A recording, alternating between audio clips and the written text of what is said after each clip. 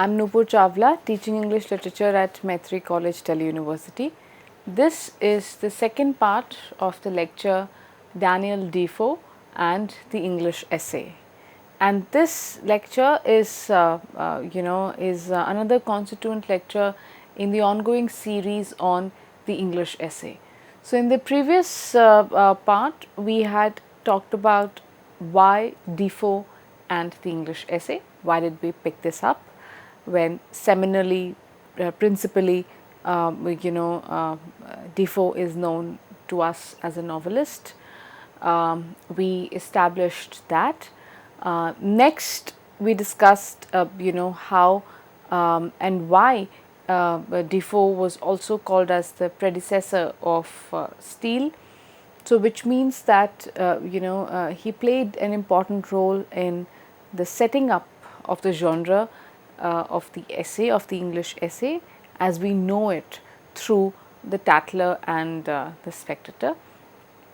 Third, we said that we also did take a look briefly at Defoe's conception of his own life, so that we understand what sensibility is it that shaped his writings, right? And what we observed was that his was a life full of vagaries, full of ups and downs, and he even mentions that all his wisdom, his philosophical bent, his spiritual understanding comes not from the formal institutions, but instead through actually facing life. Thereafter, we concluded the last lecture by discussing that which work is it that we go to in order to understand Defoe, the essayist, right? We said that there's this one text that is called the Review of the Affairs of France, which is which has not been very easily accessible. Therefore, very few critics have talked about it. But it is that work, which we refer to when we talk about him as the essayist. And what was the purpose or what was the intent behind bringing out this particular essay or a periodical essay, was that one of the purposes we discussed in the concluding part of the last lecture was that he wanted to bring before the English people his thoughts on international politics and the non-comers, right? So that was one of the reasons why he wrote this particular piece. But now you see, this was just one part of the review. There were also various other sections as well of this work, and which then give us a sense of what was the purpose of the review. So there's a section of the review which is a vast collection of articles which are essays in the same sense as the leaders of a modern newspaper are essays, right? Now you see, the as in the modern newspaper we come across essays. Likewise, in a similar style, in a similar fashion, we saw essays that were also part of the review. So there was a section that carried these essays. Now in fact, you will notice that it is this part of the review that really brings it closer to the essay form as we know it in the 18th century. So the point at which the review touches the periodical essay proper is in the section which is called the Mercury Scandal, or Advice from the Scandalous Club, which is further described as, and I quote, being a weekly history of nonsense, impertinence, vice and debauchery, unquote. Now, as the title of these sections itself tell us, Advice from the Scandalous Club, or Mercury Scandal, Mercury Scandal. Now, the word scandal what does it tell us? It means that we are talking about something controversial, which is of course social, but controversial, right? And if you remember, this was one features of the English essay, whereby the authors, they observed closely a few people in society, sometimes important people in society, what is going on in their life, and that became a point of discussion in these essays, right? If you revisit the lecture on Eliza Haywood, she did that, her parrot, right? She in fact talks about a scandal over there, and we discussed one of the scandals as well. But then the next question that comes to your mind is that why would they talk about scandals, isn't it? One of the foremost reason is that as we've discussed and mentioned before, that when they talked about scandals in society, this became a means for these authors to comment upon what was wrong in society. What are the morals, the practices, the values which are not acceptable, or let's say which are maybe creating a stir. So when they talk about that in the essay, automatically their intent, that is social reform, gets the purpose of that intent gets served. You see, because the moment some let's say something wrong happens, and there's a scandal around it, and you talk about that scandal, automatically the vices, or you see the misdeeds, they come under limelight. And the moment something comes in limelight, the author is in fact compelling you to sit back and think, right? And that's where the purpose of quote unquote social reform is established or is achieved through this style of writing, and which we all know as students of literature that was one of the primary motives of literature in 18th century, reforming the society. That is why such engagement with the different aspects of society, right? And the second thing that we also notice about this particular section of the review is that not only did it contribute to this kind of an analysis of society, and at the same time the reform, but you see this is another very important aspect of the 18th century essay, which is wit, right? That it the way or the manner in which these events in society are discussed, they make the people laugh, right? So that is and we see this even in this section in the review, because as it's described, it's a weekly history of nonsense, impertinence, vice and debauchery. Now, why would they talk about nonsense? Nonsense doesn't mean that something which is completely irrelevant, but instead irreverent. Irreverent meaning which does not pay attention to any social rules or sense of propriety. Vice, debauchery, these are the things that were talked about, and they were made fun of, right? So that's where and that's how the Defoe and the review sits well with the tradition of the English essay. Now you see, later this section was separated from the main portion of the review, and it was distinguished by the title of the Little Review. Now thus we see that in the review, the element of news ousts gossip and moral criticism, which again was the center of the English essay, right? When they're talking about people, what is the as the term was just now mentioned, moral criticism, because that was the center for the essayists, right, in order to make people understand, right? So this section was then later separated from the review, and it was called the Little Review, and the rest of the publication, it carried political commentary on the state of affairs globally, right. So that's how eclectic this publication really was.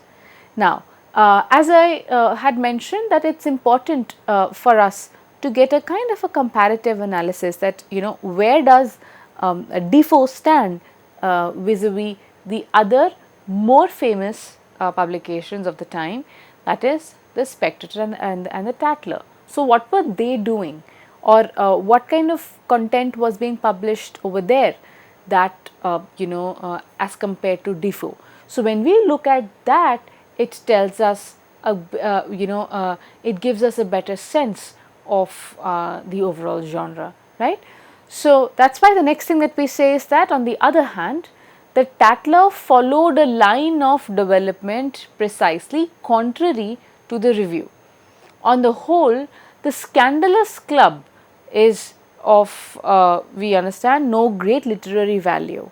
Here and there we come upon vigorous essays on the vices and follies of society, on the minor morals, and sometimes on the great virtues and vices. So this is where Defoe distinguished from the Tatler, that it did not really have great quote unquote literary merit, because it talked about the vices, the follies of society, the minor morals, etc. So that was what it emphasized on. But many of the papers have, we know that, of which were published at this time, they've lost their flavor. The wit is often, it appears forced, and there is a want of human touch which gave the charm to the Tatler and the Spectator. So you see, these are some of the things that which distinguish the Tatler and the Spectator, and that is why, you see, we must always ask this question: why is it that when we think about the English essay, the first name that comes is Tatler and Spectator? Was it just about the availability, or was it more? Of course it is more, right? And we understand these nuances only when we look at these texts in comparison to certain others which were not as famous. For example, Defoe's The Review. So what we notice is that in a lot of other papers, wit appeared to be forced, right, which was one of the defining features of the English essay. But in the case of Tatler and Spectator, wit appeared very natural, right. Then there was this certain flavor of analysis that also was a lot more I would say defined and of a good quality in the case of Tatler and Spectator, but that seems to have become a bit dull in many of the papers of the time, and that's why they lost their favor over these two which shine forth, right. So this is broadly speaking our understanding of the Review of the Affairs of France, which was a publication by Daneil Defoe, where we understand his experiments with the essay form as well. Now this is another lesser known publication by Defoe. It's called the Applebees Journal, right. Now the Applebees Journal contains a paper most skillfully worked out from the conception of the secret of the human heart, revealed as the working of bees is revealed by a glass hive. Now what is this? Again, taking you a bit back, in what did we discuss in our previous lectures, that in the essay there is always a character at the center. You see, the Spectator, then there is a Tatler, then there is a you see all these characters, and then there is Rambler. All these characters, they observe and they talk, and when they talk about the society, they tell us about what's happening at the time, right? Now, likewise, even in Defoe's publication, the Applebees Journal, how is it described? That it's a paper that was very skillfully worked out from the conception of the secret of the human heart. So, it is conceived in the secrecy of the human heart, revealed as the working of bees is revealed by a glass hive. So, just as there are multiple bees that are very busy working up a hive which is full of honey. Likewise, there's a set of bees that worked that were very busy working, observing the society and coming up with an observation that was then shared in the Applebees Journal. So, do you notice this metaphor of the bees, which is very interesting, and that's used here. So, instead of having a central character per se, this was the idea behind the Applebees Journal. Now, the articles on party government and the South Sea Company in the Applebees journals would have been completely out of place in the periodicals conducted by Addison and Steele. Now, now you see, constantly we are now getting into a comparative analysis, that while Addison and Steele would, yes, talk about serious issues as well in addition to observations on society, but then in Applebees journals there would be articles on party government and on South Sea Company. Now, these very very directly political, very directly factual essays would also be found in Applebees journals, something that we would not see in Addison and Steele, right? And in fact, there's this another very famous publication, that is the Mists Journal. There was a very powerful ironical essay on the clemency of the Tsar in the Mists Journal. Now, once again, this is another such topic which one would not see in Addison and Steele, right? So, these are some of the departures that we note in these publications, right? And equally alien in the Spectator and the Tatler would have been those articles in Appleby that were published in August and September 1720, which is the middle of the 18th century, which may be described as a first sketch of the religious courtship, or that character sketch in the same journal out of which sprang the Moll Flanders. Now, you see, these are the sketches that were also evident or available in the Appleby Journal. The sketch of what? The first religious courtship.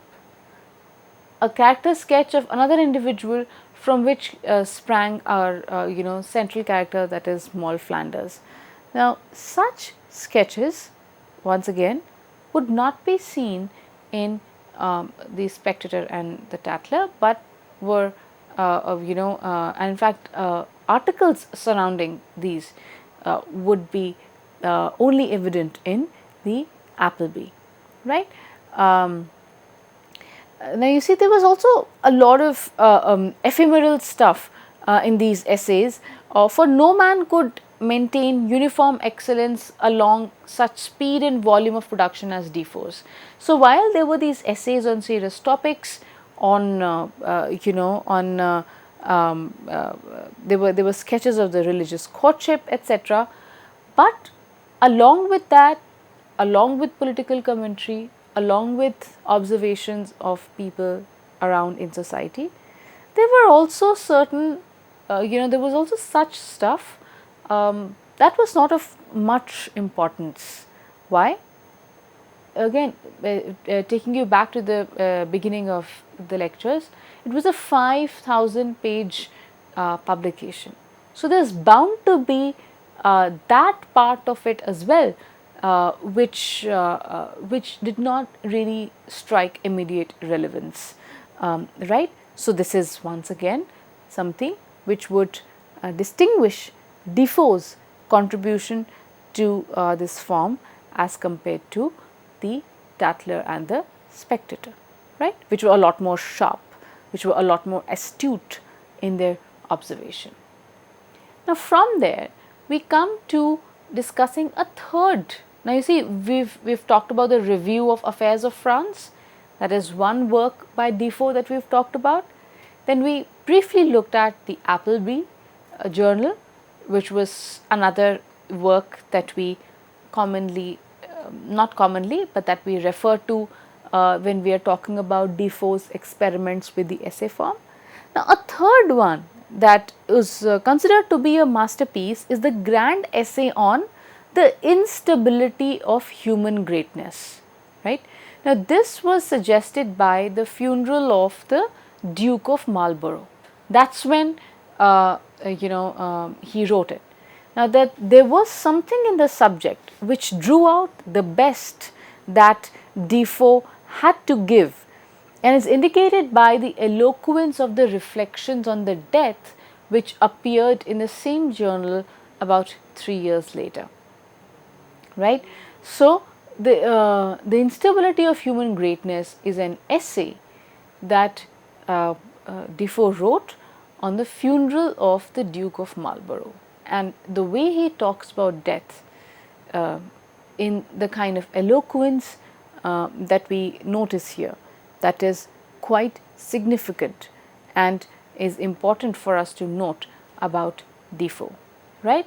But at the same time, you see, not only in terms of content and style, but the difference between Defoe's experiments with the essay and the Spectator and Tatler was also evident due to a difference in design, a contrast in the character between the two writers as well. They were quite unlike in their failings as well as in their merits, right. So not only in what they produced, but what is also, like what the critics also say, is that even the writers of these two publications, that is Defoe and Addison, as individuals also they were very different. Sorry, Steele and Defoe, they were also very different, right. So if you remember, in the first half of the lecture we looked at a description of Defoe of himself. Now next we look at Steele, who painted his own portrait in his picture of the rake in number 27 of the Tatler, right. And let's see what he says. With all the good intentions in the world, Steele declares, this creature, that is the rake, sins on against heaven himself. I, his friends and his country, who all call for a better use of his talents. There is not a being under the sun so miserable as this. He goes on in a pursuit he himself disapproves, and he has no enjoyment but what is followed by remorse, no relief from remorse but the repetition of his crime, unquote.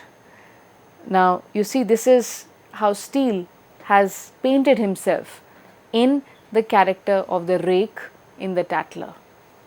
Please do compare and contrast the quote by Steele about himself and the quote by Defoe about himself in the beginning.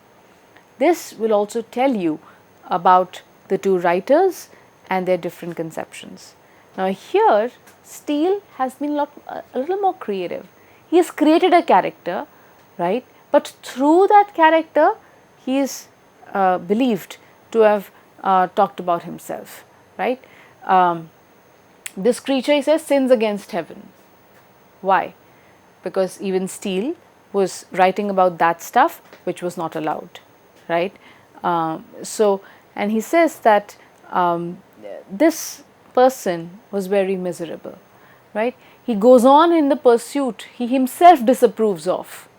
So he's also very self-critical here in creating this character which supposedly talks about himself. So he's self-critical here, has no enjoyment but what is followed by remorse. He's full of remorse, full of regrets, etc. So this is how Steele has visualized his character from inside, and on the outside, Swift, Jonathan Swift, we all have heard of him, very famous writer of the time, also describes Steele in a slightly different way. So this will give us a sense of how Steele was visualized from the outside. And I'll quote, Swift says, "He has committed more absurdities in economy, friendship, love, duty, good manners, politics, religion and writing than ever fell to one man's share." Unquote. Now this is Swift on Steele, that he has committed absurdities, right? And now look at the range of the domains that he talks about: friendship, love, duty, good manners, politics, economy, religion, writing. All of these that Steele would have touched upon in the publication of his, right?